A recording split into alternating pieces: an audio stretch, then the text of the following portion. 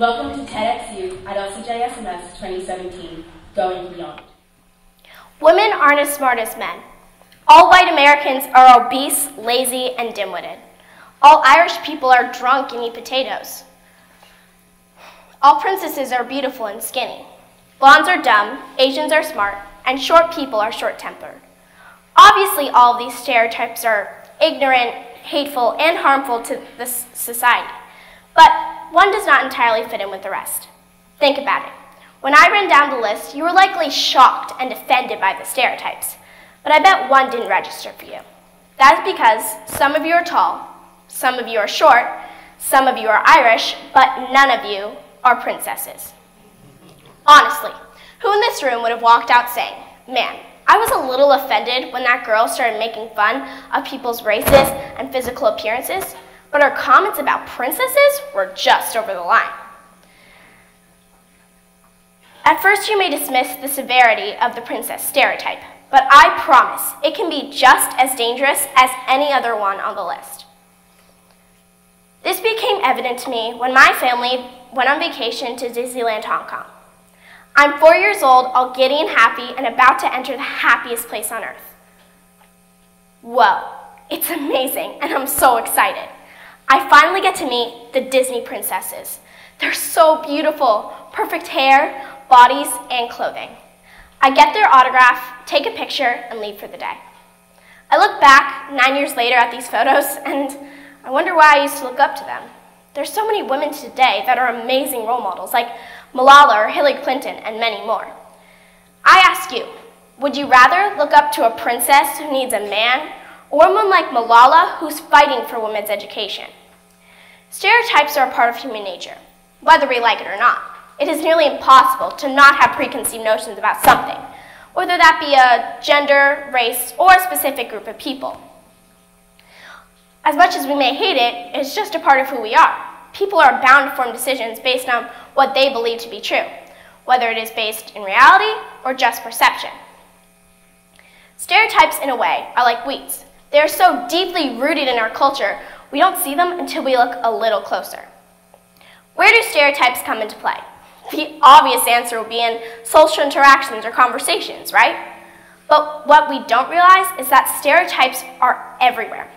Upon the beginning of my research, I realized that what I had been watching for all of my childhood was affecting mine, along with many others' views on how women should look, talk, and act. In letting these stereotypes go unnoticed, we are letting negative self-images into our households that's affecting our views of society without our knowing. Despite what many of you might think, stereotypes do not come solely from magazines, TV, or internet blogs. They even appear in beloved animated films produced by companies like Disney. Though whenever a Disney movie debuts, it consistently smashes box office records, with millions of fans pouring in to watch. We see this today with a live adaptation of the Disney classic Beauty and the Beast. With the Women's March, equal pay for all men and women, and civil rights for African Americans and Muslims, animated movie companies have begun making an effort to change their female characters to show more realistic representations. But even with these distinctions, they still have yet to fairly represent women on and off the screen. Part of my experience was to watch Disney animated films to see how the women's representations have changed over the years. Although it may not be our intention as a society, stereotypes are everywhere. Disney does not only offend women through the depiction of its characters, but in some of their well-known songs as well. We see this in the first song of the Disney movie, Mulan. This song is called Honor to Us All and introduces the whole theme of the movie.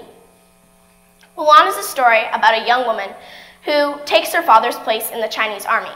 In doing so, she dresses and acts like a man in order to prove that women can do anything men can do. I'm going to play a particular part of the song, and while the song plays, try to listen to the lyrics.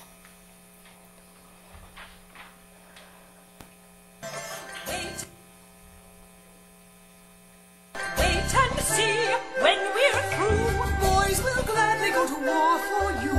With good fortune and a great hairdo, you'll bring honor to us all. Our cook and winner family, great honor in one way, by striking a good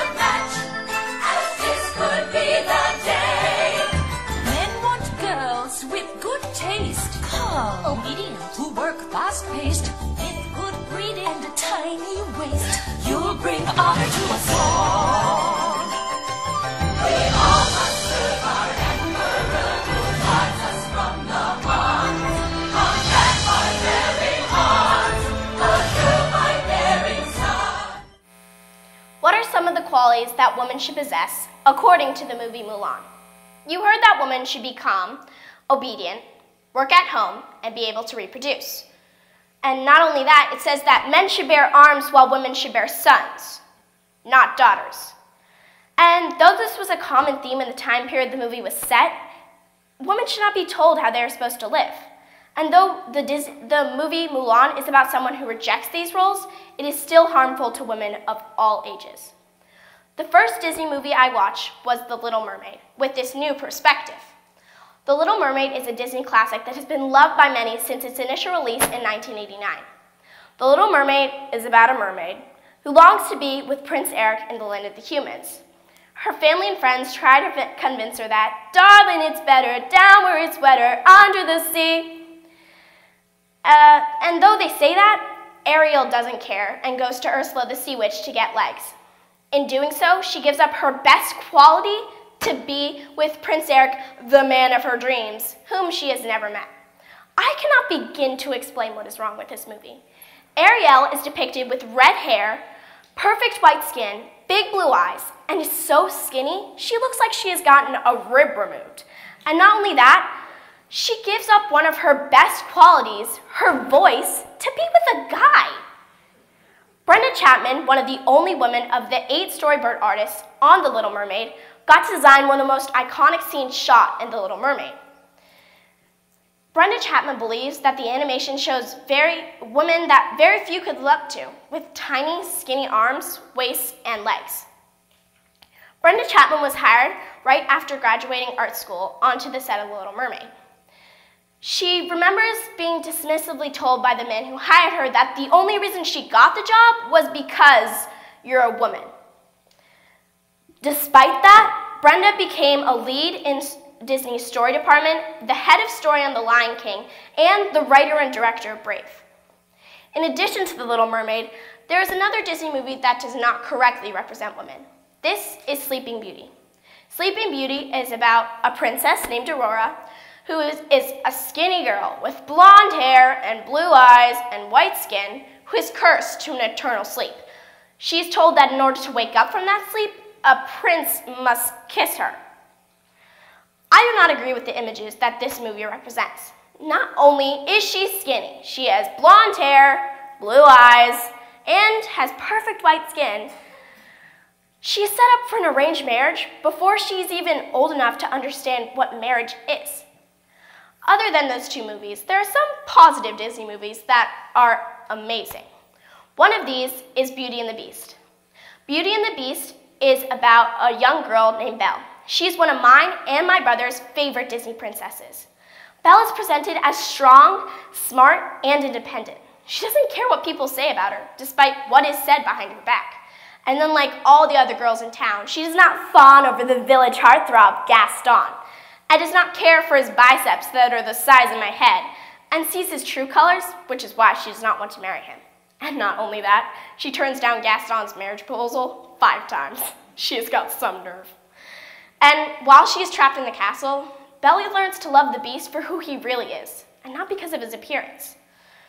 After watching a variety of Disney movies, I interviewed a man named Fred Bode, who works at Warner Brothers.